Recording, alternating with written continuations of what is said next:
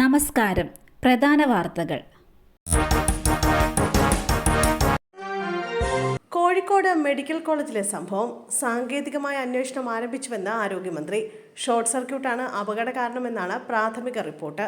Forensic പരിശോധന നടക്കുന്നുണ്ടെന്നും മന്ത്രി പറഞ്ഞു. UPS ഉണ്ടായിരുന്ന റൂമിലും പരിശോധന നടക്കുന്നു. PW ഇലക്ട്രിക്കൽ ഡിപ്പാർട്ട്മെന്റ് നടത്തിയ അന്വേഷണത്തിൽ ഷോർട്ട് സർക്യൂട്ട് ആയേക്കാം എന്നാണ് പറയുന്നത്. ബാറ്ററിയുമായി ബന്ധപ്പെട്ടും സാധ്യത പറയുന്നുണ്ട്. സാങ്കേതികമായ പരിശോധന നടന്നാൽ മാത്രമേ കൃത്യമായ കാര്യം പറയാൻ സാധിക്കൂ എന്നും മന്ത്രി പറഞ്ഞു. മലമ്പുഴയിൽ ട്രെയിൻ തട്ടി 9 പശുക്കൾ ചത്തു. മലമ്പുഴ നവോദയ വിദ്യാലയത്തിന് സമീപമാണ് അപകടം നടന്നത്. ഇന്ന് രാവിലെയാണ് സംഭവം. മലമ്പുഴ പോലീസ്, റെയിൽവേ അധികൃതരും മൃഗഡോക്ടറും സ്ഥലത്തെത്തി നടപടികൾ സ്വീകരിച്ചു. അലക്ഷ്യമായി കാലികളെ അഴിച്ചുവിട്ട ഉടമയ്ക്കെതിരെ കേസെടുക്കുമെന്ന് അധികൃതർ അറിയിച്ചു. ആരോഗ്യവകുപ്പ് തിരിഞ്ഞു നോക്കിയില്ല. പത്തനംതിട്ടയിലും പേവിഷബാധ മരണം. പ്രതിരോധ കുത്തിവയ്പ് എടുത്തിട്ടും തെരുവുനായ കടിച്ച 13-കാരി പേവിഷബാധയേറ്റ് മരിച്ചു.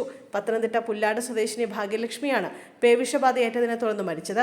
സംഭവത്തിൽ പെൺകുട്ടിയുടെ ബന്ധുക്കൾ ആരോഗ്യവകുപ്പിനെതിരെ രംഗത്തെത്തി. ഡിസംബർ 13-നാണ് കുട്ടിയെ നായ കടിച്ചത്. ജില്ലാ ആശുപത്രിയിൽ വാക്സിൻ പൂർത്തിയാക്കിയിട്ടും ഏപ്രിൽ 3-ന് കുട്ടി പേവിഷ ലക്ഷണങ്ങൾ കാണിച്ചു തുടങ്ങി.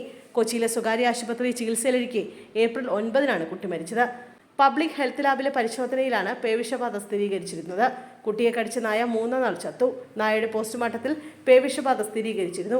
ആരോഗ്യവകുപ്പ് അധികൃതർ തിരിഞ്ഞു നോക്കിയില്ലെന്ന് കുട്ടിയുടെ അച്ഛൻ ആരോപിച്ചു. ചക്ക വീണ് 9 വയസ്സുകാരിക്ക് ദാരുണാന്ത്യം.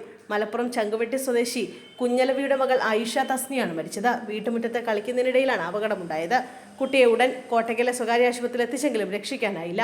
മൃതദേഹം ആശുപത്രിയിൽ സൂക്ഷിച്ചിരിക്കുകയാണ്. പാകിസ്ഥാനിൽ നിന്നുള്ള കയറ്റ് ഇറക്കുമതി നിരോധിച്ച് ഇന്ത്യ. പാകിസ്ഥാനെതിരെ നടപടി കടുപ്പിച്ച് ഇന്ത്യ.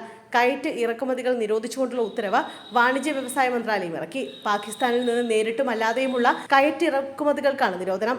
ദേശീയ സുരക്ഷയും പൊതുനിയമവും കണക്കിലെടുത്താണ് പാകിസ്ഥാനുമായുള്ള വ്യാപാര ബന്ധത്തിന് ഇന്ത്യ വിലക്ക് ഏർപ്പെടുത്തുന്നത്.